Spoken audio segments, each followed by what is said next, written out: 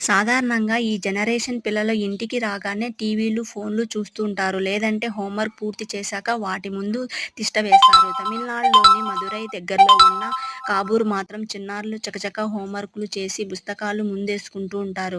వాళ్ళ చదివే కథలు, సైన్స్, ఫిజిక్స్ నవలలు, మహనీయుల జీవిత చరిత్రలు, అర్థం కాని విషయాలను తల్లిదండ్రులకు అడిగి తెలుసుకుంటారు. ఎందుకంటే వారం రోజులు పుస్తకాన్ని పూర్తిగా చదివి అందులోని విషయాలను గ్రామంలోని వాళ్ళందరికీ కూడా అర్థమయ్యేలా చెప్పాలి కాబట్టి పిల్లలకు ఆ పని చేయడానికి కారణం ఆ గ్రామంలోని యూత్ కల్చర్ బృందమే.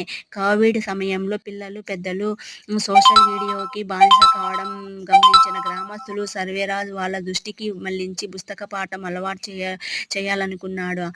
కాబూర్‌లోని యువకుల సాయంతో ఒక లైబ్రరీ ఏర్పాటు చేసి పిల్లలకు కథలు చదివించి పెద్దలు వినిపించేవారు. ఆ తర్వాత వినిపించిన పుస్తకాన్ని ఇంటికి తీసుకెళ్లి వారంలో చదివి శనివారం ఏర్పాటు చేసేవాళ్ళు. సభలోని చక్కగా వివరించి వారికి